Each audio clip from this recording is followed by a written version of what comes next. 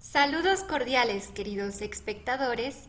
El día de hoy les presentamos la cultura, historia y literatura de la antigua Mesopotamia. Y para ello es necesario conocer el origen y la etimología de la palabra Mesopotamia. ¿Qué significa o a qué refiere la palabra Mesopotamia? El topónimo Mesopotamia es la composición de dos palabras de origen antiguo, como es mesos, que significa medio o intermedio, y a su vez de pótamos, que significa río. Es así que ambas se unen y forman la palabra Mesopotamia, que significa, a su vez, región entre ríos o región en medio de los ríos, denominativo que se le es otorgado debido a la posición y ubicación geográfica que tenía, pues se encontraba en medio del río Tigris y del río Éufrates, además de un conjunto de otras culturas y poblaciones a su alrededor. Ahora pasemos a analizar el espacio temporal en el que se encuentra esta cultura. El concepto de nación mesopotámica se desarrolla entre los años 3500 a.C. al 539 a.C. Estos tiempos pueden variar. Previa a esta conformación de distintos pueblos como ser el sumerio, el acadio, el caldeo y también el babilónico, tomarían un par de siglos en definirse y considerarse como una nación mancomunada. Y bien, ahora es momento de analizar el espacio geográfico. La Mesopotamia antigua se ubicó en el extremo sur occidental de Asia, en el actual territorio de Irán, entre los ríos Tigris y Éufrates. Por ello es que se conoce, repito, como la ciudad entre ríos o la ciudad en medio de los ríos, que desembocaban en el Golfo Pérsico. Además, se constituía por un grupo de pueblos como Babilonia y Sumeria, además de los caldeos y de los acadios. Es por ello que su cultura y su origen y su riqueza en aportes tecnológicos a la humanidad es inmensa, ya que al estar compuesta por diversas culturas, diversos pueblos pequeños que se unían, los aportes y los conocimientos iban renovándose y complementándose constantemente. Ahora hablemos de la historia. Como primer punto histórico tenemos los orígenes, que aproximadamente se calcula que fueron alrededor del 7000 a.C., que es cuando las primeras culturas y poblaciones nómadas se iban asentando en lo que próximamente sería conocida como la ciudad entre ríos. Seguido a este periodo de asentamiento, tenemos lo que es el Oibet, el periodo del Oibet. Seguido a este periodo tenemos el periodo de Uruk, que ya es nuestro primer emperador mesopotámico.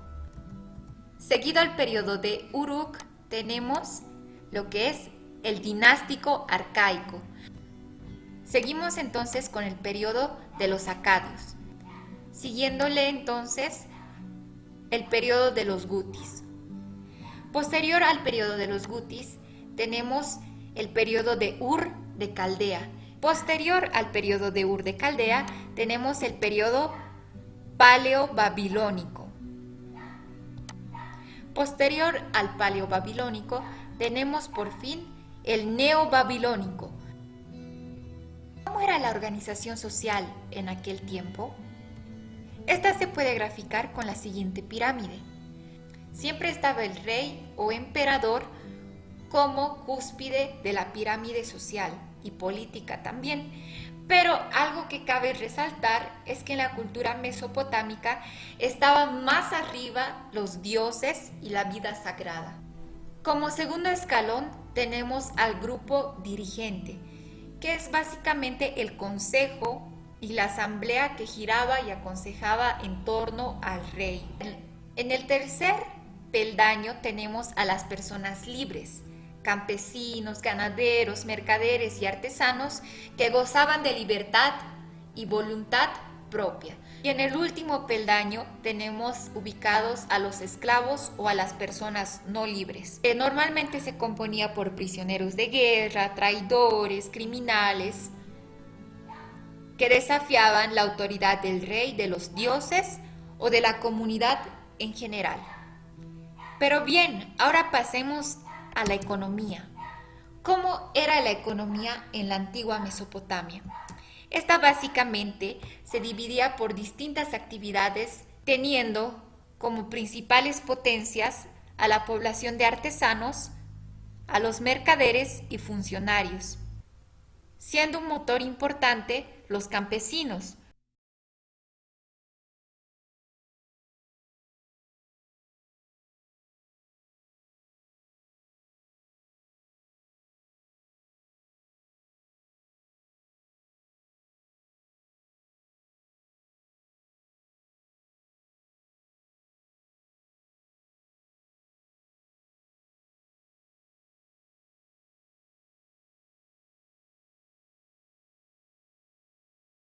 Continuando con la exposición, tenemos a la arquitectura.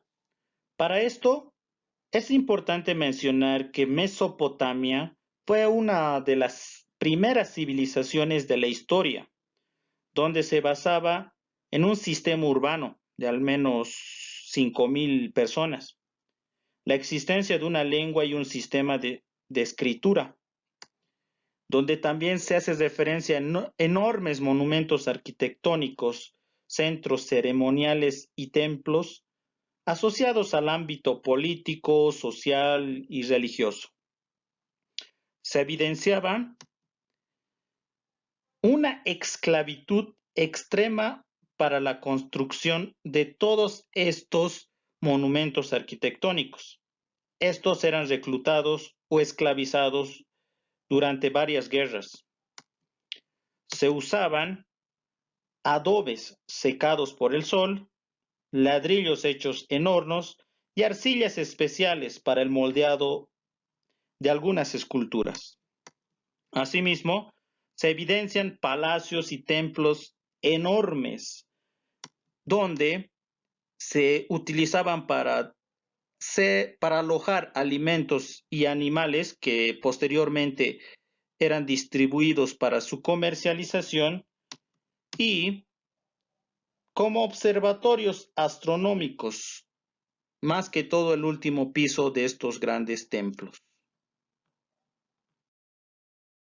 Uno de estos templos arquitectónicos que son matemáticamente bien construidos fueron los famosos zigurats, que tenían la forma de una pirámide escalonada, muy similar a las pirámides de Egipto. Estos tenían el propósito, el objetivo o la intención de acercarse más al cielo. Es desde ahí donde se repartía prácticamente todo el alimento que se recolectaba y se consideraba que ahí era donde vivían los dioses o donde el rey podía dar algún tipo de conversación con estos dioses, ya que era considerado un representante más de estos. Era solo accesible para reyes y sacerdotes. Este sigurat estaba estructuralmente constituido por una capilla central. Esta capilla central era exclusivamente para los sacerdotes, los cuales hacían premoniciones astronómicas. Tenemos la salida de agua para evitar justamente que se inunde este gran templo arquitectónico, la escalera secundaria para bajar alimentos en pequeñas proporciones y la escalera principal para sacar alimentos en grandes proporciones. Uno de los sigurat más representativos fue el sigurat de Babilonia, construido en el año 2000 antes de Cristo. Este sigurat tenía 7 pisos de altura. Algunos quizás ya lo han reconocido. Es la famosa Torre de Babel, que estaba dedicada hacia su dios Marduk. Justamente de acá es donde sale el mito del lenguaje oral. Como dije anteriormente, las personas de Babilonia o las personas que construyeron estas torres lo hicieron con el objetivo de llegar hacia el cielo. Y justamente en el Génesis de la Biblia dice que estas personas, con esta intención de llegar al cielo, fueron castigadas por Dios, quien mandó ángeles para que confundiera los lenguajes. Y de esa forma paren esta gran construcción. Asimismo, es importante mencionar que todas estas torres o estos sigurats estaban hechos o, o enmurallados por muros, pero que tenían un grosor de 3 metros a 4 metros para regular o templar el clima. Las esculturas. Cuando hablamos de esculturas tenemos que hablar de los tipos de esculturas, ya sean tantos de relieve o las esculturas de bulto. Empecemos con las de relieve. Las esculturas de relieve, un claro ejemplo tenemos la escritura cuneiforme, ya que el hombre aprendió a hacer una tabla de arcilla de barro blando y con una cuña empieza o realiza incisiones o formas cuneiformes. Otro es el código de Hammurabi, el cual era utilizado como un código penal o un código civil. En la parte superior podemos ver relieves, la cual una de estas es el rey Hammurabi, la otra es su dios. En la parte inferior tenemos algún tipo de escritura de forma vertical. ¿Y por qué de forma vertical? Precisamente para que vayan ganando espacio en la misma arcilla.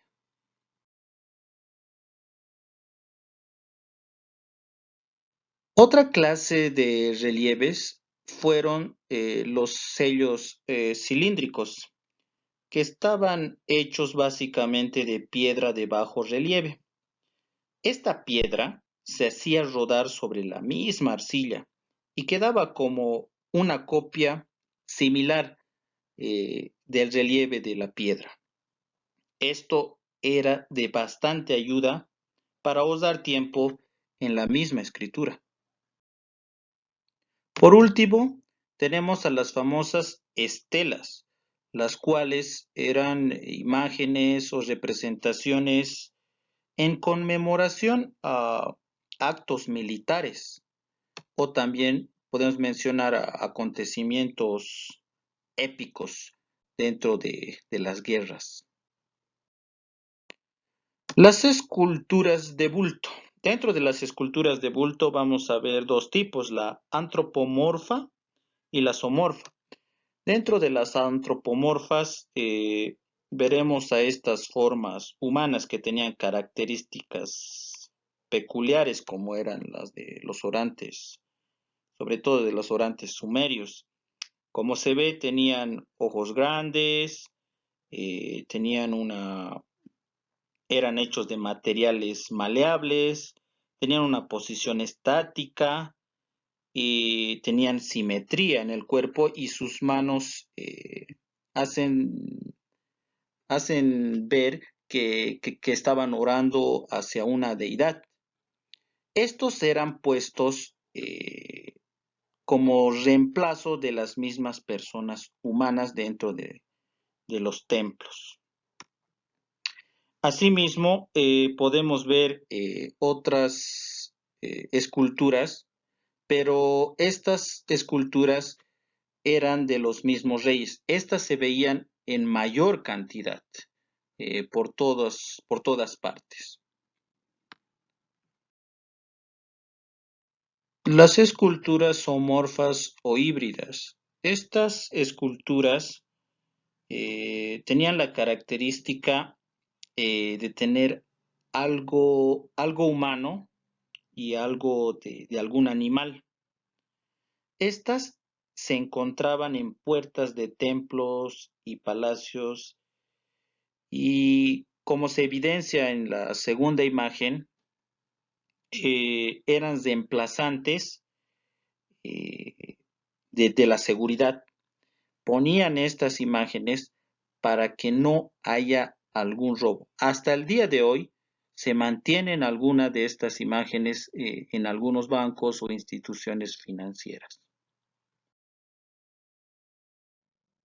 Ya para finalizar mi participación, hablaré en última instancia de la pintura mesopotámica.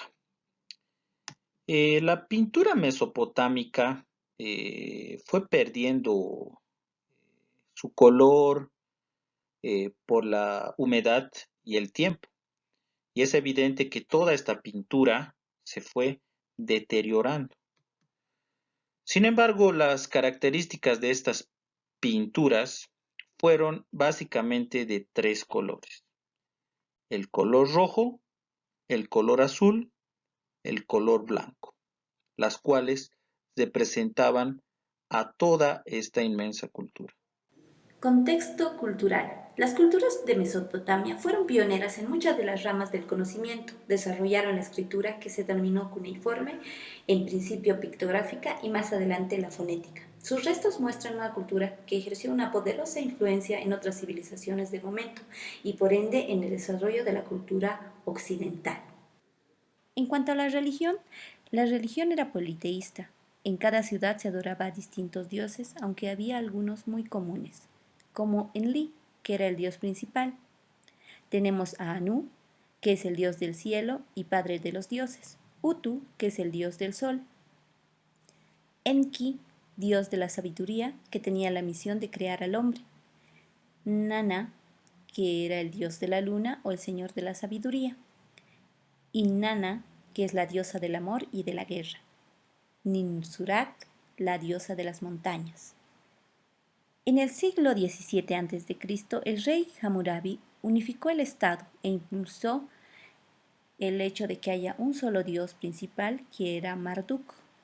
En cuanto a la astronomía, desde la época sumeria los sacerdotes del templo habían intentado asociar eventos actuales con ciertas posiciones de los planetas y las estrellas. Un sitio especial para hacerlo eran los sigurats, que eran los observadores astronómicos, ya que la religión estuvo muy ligada a la astronomía y la astrología, que permitían conocer los ciclos agrícolas, que eran la base económica de este lugar. Los astrónomos babilonios eran muy expertos en matemáticas y podían predecir eclipses y solsticios. Elaboraron un calendario de 12 meses basado en los ciclos de la luna. Dividieron el año en dos estaciones, verano e invierno. Los orígenes de la astronomía y la astrología datan de esta época. En cuanto a la escritura, las obras literarias de la época se fijaban en piedras o en arcillas. Para ellas se empleaba la escritura cuneiforme, que empleaba las cuñas de diversos grosores y de distintas direcciones y ángulos para expresar diferentes ideas. Algunas de estas piedras talladas aún se conservan y son auténticas joyas de la literatura universal.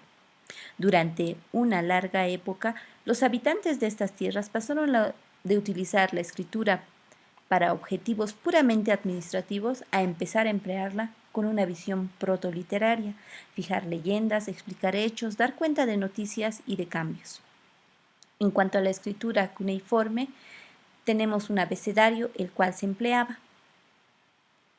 Los escribas eran las personas que conocían la escritura cuneiforme. Una vez preparados, ejercían su profesión, que podía cubrir prácticas diferentes, encargados de redactar textos y también de leerlos y organizar su clasificación en los archivos.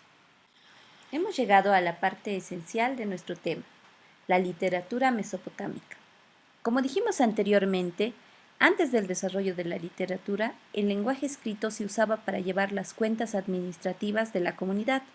Con el tiempo se le empezó a dar otros usos, como explicar hechos, citas, leyendas o catástrofes. Uno de los mayores intereses que presenta el estudio de la literatura mesopotámica es el hecho de que partiera de cero. La literatura sumeria fue la primera y comprende tres grandes temas: los mitos, los himnos y las lamentaciones. Los mitos se componen de breves historias que tratan de perfilar la personalidad de los dioses, dioses que ya mencionamos anteriormente. Es difícil distinguir los géneros de una literatura tan temprana, pero básicamente existieron himnos consistentes en alabanzas a dioses, reyes o ciudades. En cuanto a las lamentaciones, se relataban grandes sucesos de índole catastrófica, como inundaciones, destrucciones de ciudades y abandonos de templos. Una creación propia de la literatura sumeria fue un tipo de poemas dialogados basados en las posiciones de los conceptos contrarios.